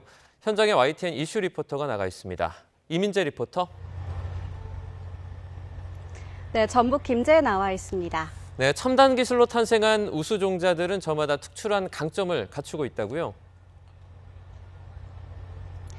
네, 그렇습니다. 최근 기후위기 때문에 식량에 대한 관심이 더욱더 높아지고 있습니다. 제가 나와 있는 이곳에서는 국제종자박람회가 한창 열리고 있는데요. 저는 국내 종자로 만든 배추밭에 한번 나와 봤습니다. 이렇게 방송을 기다리면서 국내 종자로 만든 배추를 보니까 우리 종자의 우수성을 느끼기에 더할 나위 없었습니다. 국제종자박람회는 2017년에 처음으로 문을 열었습니다. 우리 품종의 우수성을 전 세계에 알리기 위해서 김제시와 전라북도 농림축산식품부가 공동으로 주최한 박람회인 건데요. 국내 종자박람회는 매년 농업인들의 뜨거운 관심을 받으며 꾸준히 성장하고 있습니다. 조금 전 12시까지는 개막식이 개최가 되면서 공식적으로 박람회의 문을 열었는데요. 이번 종자박람회에는 종자기업의 우수품종과 전후반 기업의 제품 소개도 이루어지고요. 참가 기업의 수출 확대를 위한 해외 바이어를 초청하는 등 비즈니스 매칭도 진행됩니다. 박람회장에 와보니까 요즘 국내 종자 개발의 위상이 많이 올라갔다는 점을 실감하게 되는 것 같습니다. 이처럼 안정적인 식량 공급을 책임진 우수 종자들은 우선 겉모습부터 특별합니다. 그래서인지 농업 관계자는 물론 관람객들도 이곳을 찾아서 미래 먹을거리를 책임질 우수 종자들을 흥미롭게 살펴보고 있는데요. 또 방문객 체험 프로그램도 풍성하게 느껴지고 있습니다. 고구마 수확 체험과 씨앗 강정도 만들어 볼 수 있고요. 코스모스와 백일홍이 활짝 피어있는 산책로는 관람객들의 재미를 돋우고 있습니다. 이 밖에도 종자산업계에서 최고 권위의 상인 우수 품종상 시상식도 이뤄질 예정입니다. 네, 가을 날씨가 완연해진 요즘 박람회로 나들이 나오시는 건 어떨까요? 지금까지 전북 김제에서 YTN 이민재입니다. 여성 2명을 불법으로 촬영한 혐의를 받는 축구선수 황의조 씨가 첫 재판에서 모든 범행 사실을 인정했습니다. 검찰은 징역 4년을 구형했는데 이 황 씨는 피해자들과 축구 팬들에게 실망을 끼쳐 사죄한다며 선처를 구했습니다. 권준수 기자입니다. 축구선수 황의조 씨가 불법 촬영 사건이 불거진 지 약 1년 만에 첫 재판을 받았습니다. 황 씨는 법원에 들어서면서 취재진 질문에 아무 답도 하지 않았습니다. 불법 성관계 촬영이나 영상통화 녹화 혐의 다 인정하시나요? 상대방 동의 받았다는 주장은 어떻게 소명하실 계획이십니까? 피해자에게 하실 말씀 없는지. 그러나 법정에서 황 씨는 성관계 영상과 신체를 노출한 영상통화 녹화 등 모든 혐의를 인정했습니다. 검찰은 피해자들의 상처와 수치심이 극심했을 것이라며 황 씨에 대해 징역 4년을 구형했습니다. 진심으로 마음에서 우러나오는 반성을 하는 건지도 의문이라고 꼬집으며 피해자 한 명은 여전히 합의하지 않았다면서 재판부에 엄벌을 요청했습니다.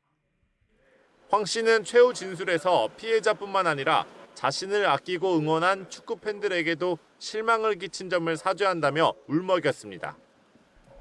또 이번 일을 거울 삼아 어떠한 잘못도 하지 않고 축구 선수로서 최선의 노력을 다하겠다며 재판부에 선처를 구했습니다. 하지만 피해자 측은 그동안 황 씨로 인해 고통받았고 2차 가해로 더 고통스러웠다며 비판의 목소리를 높였습니다.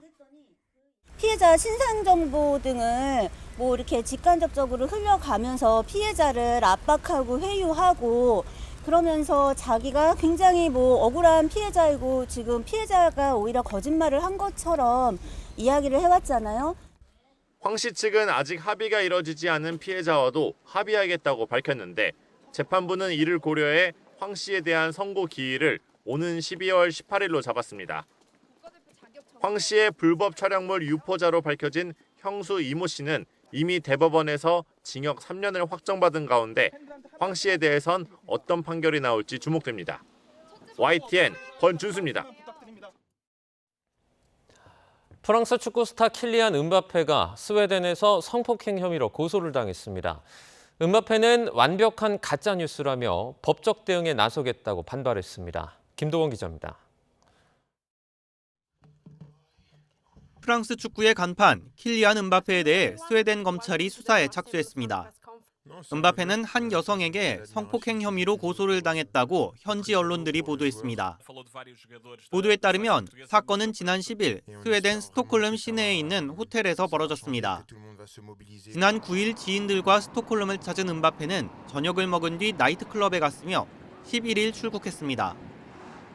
고소장은 피해자가 병원 진료를 받은 뒤 12일 제출된 것으로 알려졌습니다.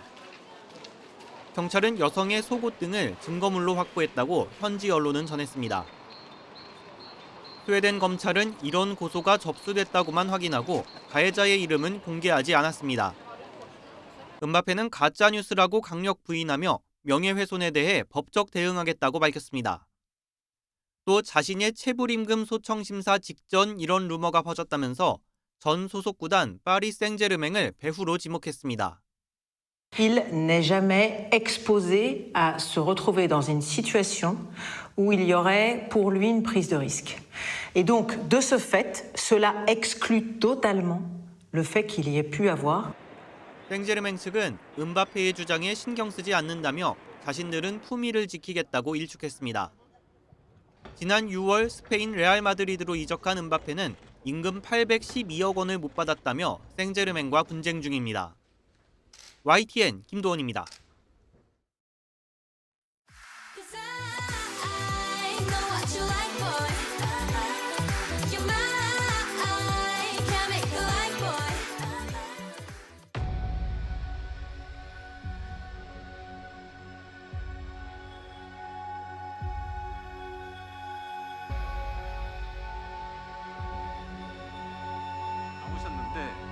이 사회적 하여튼 싸움 무시해라거나 따돌림이 일어났다라는 진술가 정면으로 배치돼요.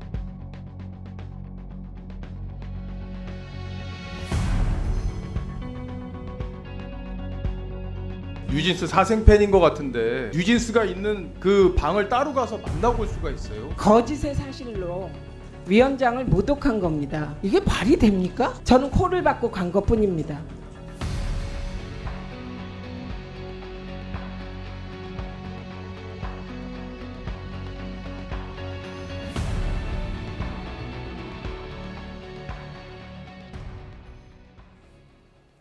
네, 영상으로 보신 것처럼 어제 국정감사에 걸그룹 뉴진스의 멤버 한이가 참고인으로 출석하면서 화제가 됐습니다. 직장 내 괴롭힘을 당했다고 주장하며 눈물을 보이기도 했는데요.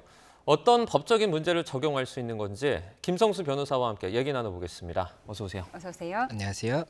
네, 먼저 한이 씨가 국감에서 밝힌 내용 듣고 자세한 이야기 나눠보겠습니다. 그 매니저님이 저의 눈을 맞으시고 그리고 다음에 뒤에 따라오는 멤버들한테 그 못 본 척 무시해라고 하셨어요. 근데 저는 그냥 이 일을 왜 당해야 하는지 이해가 안 가고 그리고 애초에 왜 그런 분이 일하는 환경에서 그런 말을 왜 하셨는지 이해가 가는데 근데 이 문제는 두 번 아니었습니다. 그래서 제가 오늘 이거 여기서 나오지 않으면 조용히 넘어가고 또 묻힐 거라는 걸 아니까 나왔고, 그리고 앞으로 이 일은 누구한테 당할 수 있어요. 당할 수 있는 일이에요. 그래서 다른 선배님이든 뭐 후배들이든 저와 같은 동기분들이든 뭐 지금 계신 연습생들도 이 일 당하지 않았으면 좋겠다는 마음으로 나왔습니다.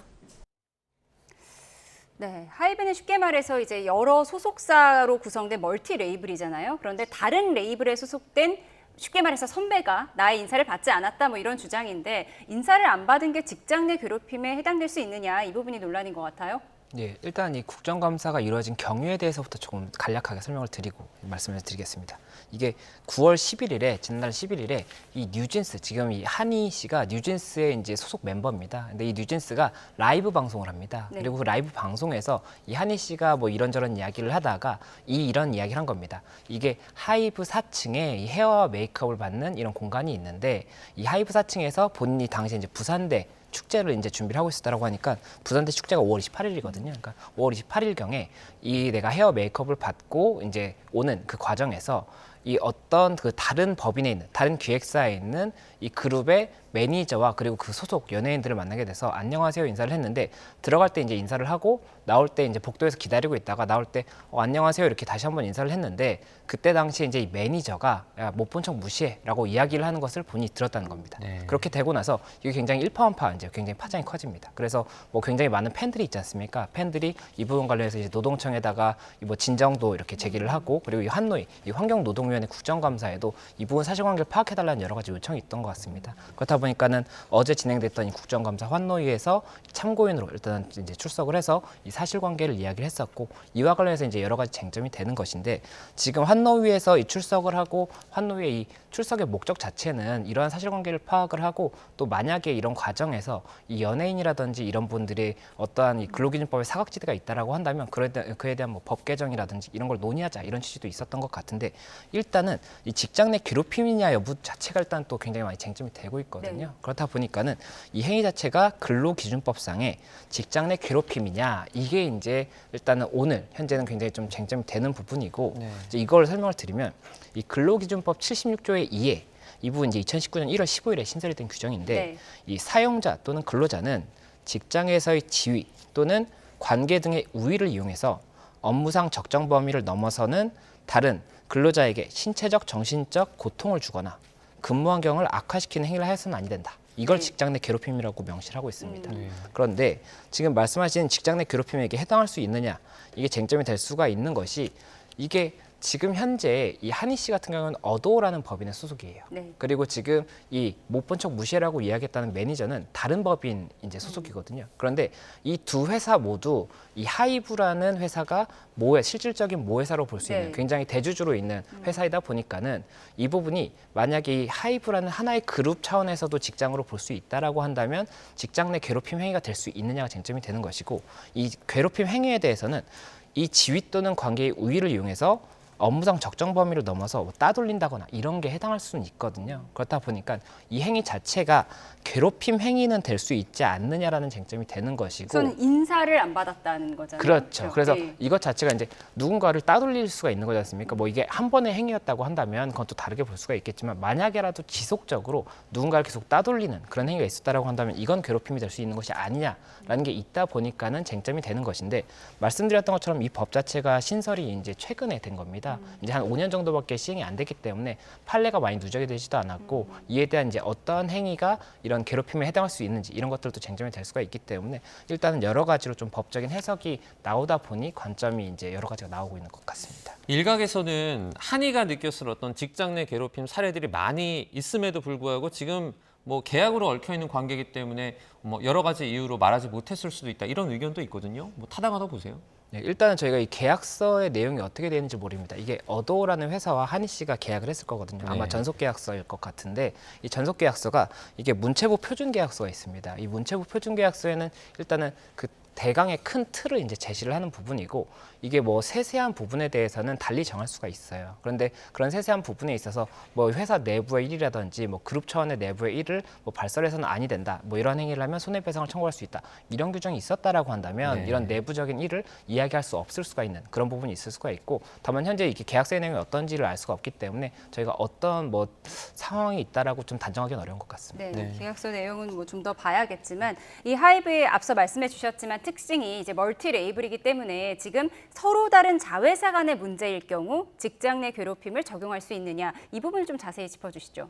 예, 이게 직장 내 괴롭힘이기 때문에 직장의 범위에 대해서 일단 봐야 되는 겁니다. 그런데 지금 말씀 주신 것처럼 이 하이브라는 법인이 있고 지금 어도라는 법인이 있고 이제 이제 법인들이 또 네. 있습니다. 이 산하 법인들이 많이 있는 것인데 이 어도라는 법인에 있는 소속된 한이라는 이 소속 가수가 이 다른 법인의 이 매니저에게 어떠한 이런 행위를 들었다라고 한다면 이 부분에 대해서 직장 내라고 볼 수 있는지에 대한 법적인 해석이 아직 명확하지가 않은 것 명확하지가 같습니다. 않아요? 예, 그렇다 보니까는 이게 같은 그 큰 틀로 봤을 때는 같은 그룹에 같은 그룹의 회사에 속속돼 있다고 하더라도 이 부분까지도 직장 내로 볼 수 있는지에 대해서는 법적인 쟁점이 있을 수가 있는 것 같고 그리고 이런 행위 자체가 말씀드렸던 것처럼 괴롭힘 자체도 지속적이었느냐 이런 부분도 또 쟁점이 될 수가 있기 때문에 이 부분까지 봐야 돼서 일단 법적인 해석에 대해서는 다툼이 생길 수밖에 없고 또 그리고 가장 중요한 게 지금 이 상대 매니저 측에서는 그런 일이 없었다라고 주장을 하고 있거든요. 그럼 사실관계 자체에 대해서도 명확하게 이제 증명이 돼야 되기 때문에 여러 가지로 이 사실관계 관련해서 법적인 부분에 해석이 여러 가지 나올 수밖에 없는 것 같습니다. 직장 내 괴롭힘은 대부분의 경우에 이제 상사가 부하 직원을 대상으로 어떻게 만들어내는 그런 문제지 않습니까? 매니저와 연예인 또는 이제 뭐 다른 회사니까 뭐 다른 회사의 매니저 이런 관계가 뭐 상사와 어떤 부하 직원 관계 이렇게 보기도 좀 어렵지 않습니까? 예, 그러니까 법에서는 이 우위를 점했다라고 이야기를 하고 있는데 이게 실질적인 부분을 봐야 될 것 같습니다. 형식적으로 이게 매니저라는 직과 뭐 소속 연예인 간의 시기, 뭐 어느 경우에는 연예인이 더 높을 수가 있겠죠, 네. 위치상. 그럴 수가 있고 또 어떤 경우에는 매니저가 더 높을 수도 있는 거지 않습니까? 그렇다 보니까 어느 쪽이 우위를 점하고 있느냐는 실질적인 부분을 봐야 하는데 그 부분도 만약에 쟁점이 되려고 한다면 일단 직장 내이냐 이 부분부터가 일단 넘어가야 될 산이기 때문에 그 부분 산을 넘고 나서 검토가 되지 않을까 생각이 듭니다. 네. 그러니까 매니저와 연예인 간의 관계, 갑을 관계가 좀 명확치가 않다라고 지적을 해주신 것 같아요. 일단 그 아이돌 그룹을 근로자로 볼 수 있느냐 이 부분도 좀 애매하죠. 예, 맞습니다. 이 아이돌, 이 가수 같은 경우에 말씀드렸던 것처럼 전속 계약을 보통 체결을 하게 됩니다. 이 전속 계약 같은 경우는 이 뭐 표준 계약서의 내용을 보면 이 기획사와 이 가수 간의 위임 관계라고 볼 수가 있어요. 가수가 어떠한 행동을 하고 뭐 이런 본인의 재능을 발휘하는 데 있어서 기획사가 이 부분을 도와줄 수 있게 위임을 하는 그런 개념이거든요. 그렇다 보면 근로자로 볼 수 없을 수가 있습니다. 네. 그렇기 때문에 실제 이 계약서의 형태만 봤을 때는 근로자로 볼 수가 없는 것이고 근로기준법에서는 이 근로자에 대해서 임금을 목적으로 사업 또는 사업장에 이제 근로를 제공하는 사람을 이야기를 하고 있는 것인데 이 근로자에 해당하지 않는다고 한다면 근로기준법에 적용이 안 되는 것이고 이 직장 내 괴롭힘이라는 게 근로기준법에 명시가 돼 있는 개념이지 않습니까? 그렇다 보니까 근로자가 아니면 이 부분 직장 내 괴롭힘을 검토할 필요가 없단 말이죠. 그래서 이 부분 근로자성이 인정될 수 있느냐가 쟁점이 되는 건데 이 부분 전속 계획이 있는 뭐 연기자 같은 경우에는 조금 이 근로기준법은 아니지만 다른 법에서는 이 부분 관련해서는 근로자의 성격을 볼 수 있다라고 본 적도 있단 말이죠. 네. 그래서 이 부분 관련해서 실질적으로 쟁점이 됐을 때는 이게 뭐 실질적으로 종속적인 개념이고 지휘 명령을 듣는 관계였다라고 한다면 근로자로 볼 수도 있기 때문에 근로자의 성격으로 볼 수도 있기 때문에 이 부분도 만약에 이제 쟁점이 되고 사실관계가 밝혀진다라고 한다면 이 부분도 법리적인 해석이 필요한 부분이고 이 부분도 법원의 판단이 있어야 되는 부분입니다. 조금 세분화를 하자면 연예인 중에서 어쨌든 연기자 말고 이런 아이돌 같은 그룹 같은 경우에 실제로 과거 사례를 봤을 때 이렇게 근로자성이 인정됐거나 뭐 인정되지 않았거나 이런 경우가 있습니까? 예, 그 부분 관련 제가 판례를 찾아봤을 때는 명확하게 지금 나왔던 부분은 없는 것 같습니다. 다만 네. 이 노동청에서 이 해석과 관련해서는 연예인의 경우에는 근로자로 볼 수 없다는 해석이 한 차례 있었다라고는 지금 알고 있는데 네. 이 법원에서 쟁점이 되고 실제 근로자 여부가 이렇게 쟁점이 됐던 부분이 많지가 않다 보니까는 제가 찾아봤던 내에서는 없었던 것 같습니다. 네. 지금 하이브와 소송을 이어가고 있는 민희진 대표 이 부분과도 연관이 되어 있는데요. 먼저 그 이야기 듣고서 대담 이어가겠습니다.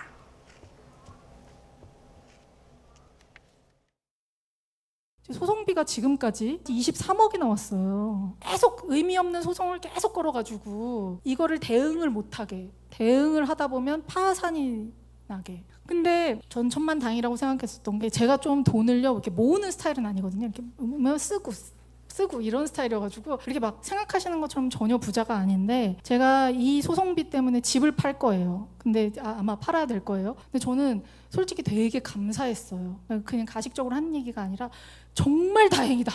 나 이거를 위해서 집을 갖고 있었나? 와, 나 집 없었으면 어떡할 뻔했지? 너무 막 붙어서 싸우고 싶은데 아니 이게 돈이 없었으면 못 싸우잖아요.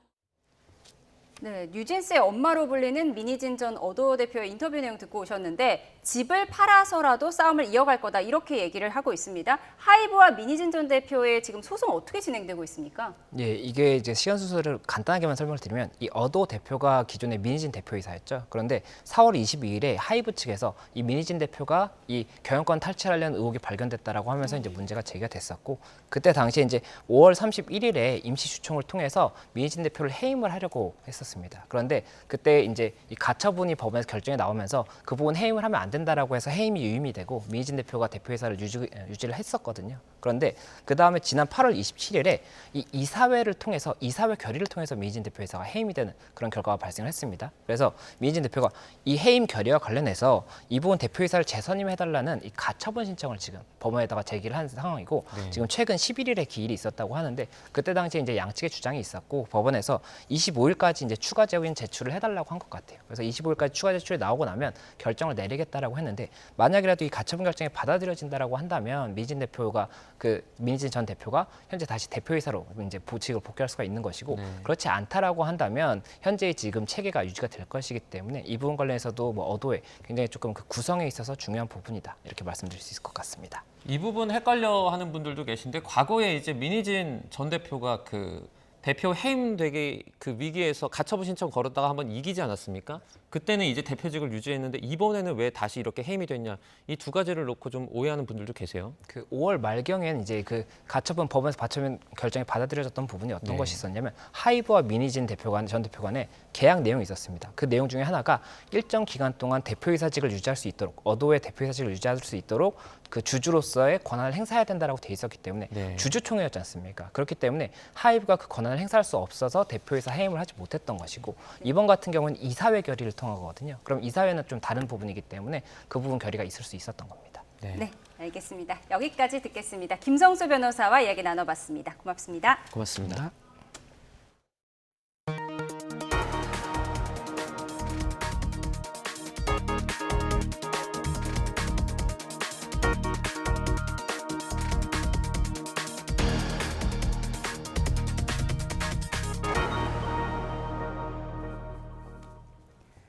그룹 BTS의 제이홉이 내일 오전 18개월 동안의 군 복무를 마치고 만기 전역합니다.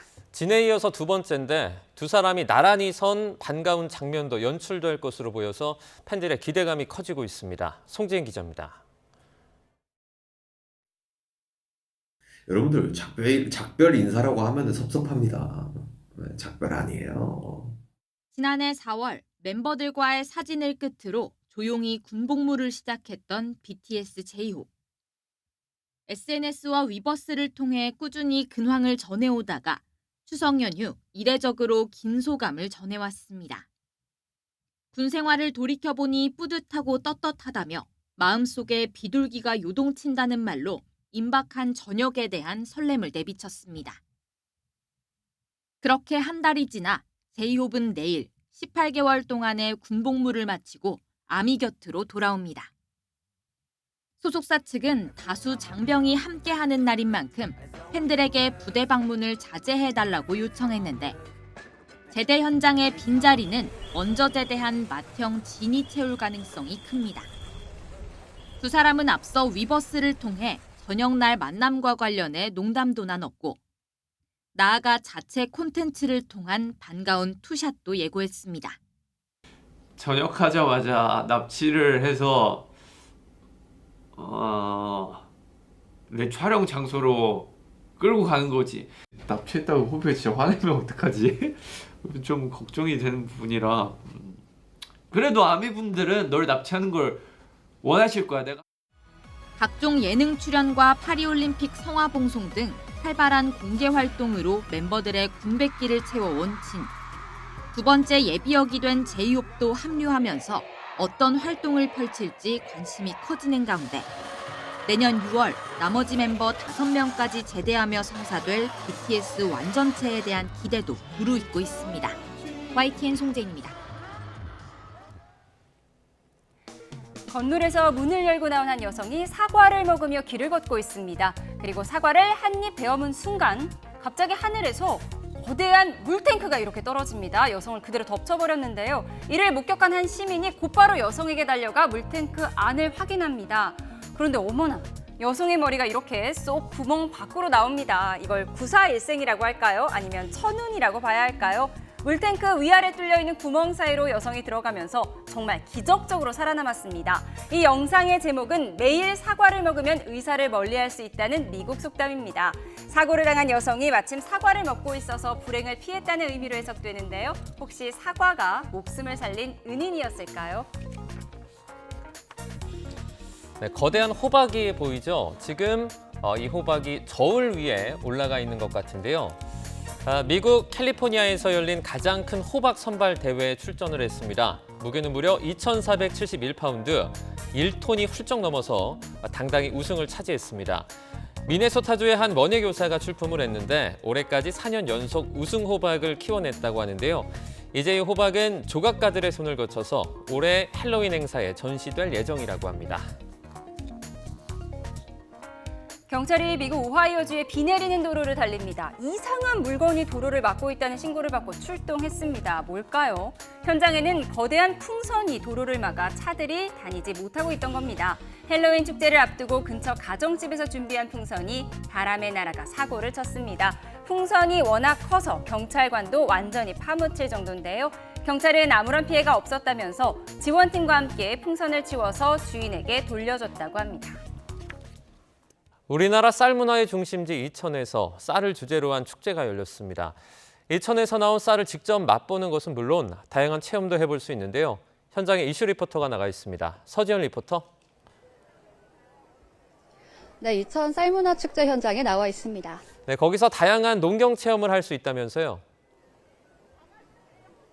네, 그렇습니다. 저는 지금 이 농경 마당에 나와 있는데요. 지금 제 옆으로 펼쳐진 황금 들녘이 보이시나요? 이곳에서 아이들은 메뚜기 잡기 체험을 해볼 수 있습니다. 이 이천 쌀로 2천여 명 분량의 거대한 가마솥 밥짓기 행사도 진행됐는데요. 방문객들은 맛있게 지어진 갓 지은 밥으로 비빔밥을 해먹을 수도 있었습니다. 올해로 23회를 맞은 이천 쌀문화축제는 우리나라의 쌀문화와 전통 농경 문화를 널리 알리기 위해 마련됐는데요. 오늘은 축제의 시작을 축하하는 개막놀이로 농사의 풍년을 기원하는 풍년기원제와 추수감사제 진상행렬이 펼쳐집니다. 축제에서는 이천 쌀과 관련된 거의 모든 것들을 체험해볼 수 있는데요. 최고의 쌀밥짓기 명인을 선발하는 이천 쌀밥 명인전도 6년 만에 돌아왔습니다. 밥맛은 물론 밥짓기 기술과 밥을 대하는 자세까지 꼼꼼하게 심사해 평가할 예정입니다.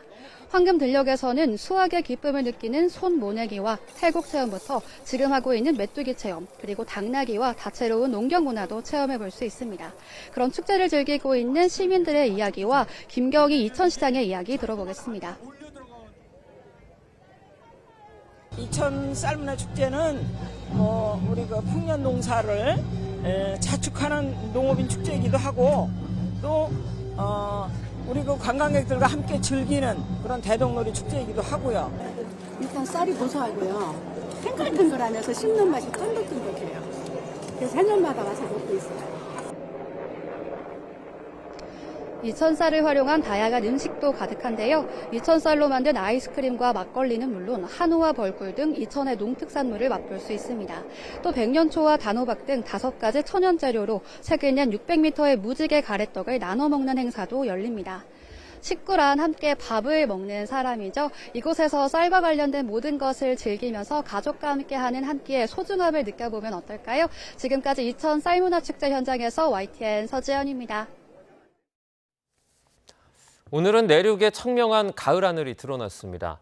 낮 동안 기온이 크게 오르겠는데요. 현장 연결해서 이 시각 날씨 알아봅니다. 이혜민 캐스터. 네, 하늘공원에 나와 있습니다. 네, 서울 날씨 어떻습니까? 네, 현재 서울을 포함한 내륙 지역에는 맑은 하늘이 드러났습니다. 따사로운 가을볕에 기온도 크게 올랐는데요. 현재 서울 기온은 22도를 넘어섰고요. 이 따뜻한 날씨에 이 공원에도 나들 나온 시민분들이 정말 많습니다. 네, 내일도 쾌청한 날씨가 이어지는 거죠? 네, 맞습니다. 내일도 하늘이 맑게 드러나겠고요. 따사로운 가을볕에 기온도 크게 오르겠습니다. 특히 서울 등 중부지방을 중심으로는 오늘보다 기온이 더 올라서 다소 덥게 느껴지겠습니다. 다만 그만큼 일교차는 크기 때문에 출퇴근길에는 겉옷 꼭 챙기셔야겠습니다. 오늘 내륙 지역은 종일 맑은 하늘이 함께하겠습니다. 다만 지금 동해안 지역에는 비가 내리고 있는데요. 오후까지 영동과 경북 북부 동해안에 5에서 20mm의 비가 예상됩니다. 오늘 낮 기온은 평년 수준을 3에서 4도가량 웃돌아 따뜻하겠습니다. 한낮에 서울 24도, 대구 25도, 광주는 26도까지 오르겠습니다. 내일까지는 맑고 따뜻하겠지만 금요일과 토요일 사이인 전국에 비가 내리겠습니다. 비와 함께 찬바람이 강해지면서 기온도 크게 떨어지겠는데요. 주말부터 서울도 낮 기온이 20도 아래로 내려가겠고 휴일에는 아침 기온이 한 자릿수까지 뚝 떨어질 전망입니다. 내일까지 동해안에서는 너울성 파도에도 주의가 필요합니다. 높은 물결이 갯바위나 방파제를 넘을 수 있으니까요. 해안가 접근하시는 분들은 안전사고에 주의하셔야겠습니다. 지금까지 하늘공원에서 YTN 이혜민입니다. 뉴스나 오늘 순서 여기서 마치겠습니다. 내일 더 생생한 뉴스로 찾아뵙겠습니다. 여러분 고맙습니다.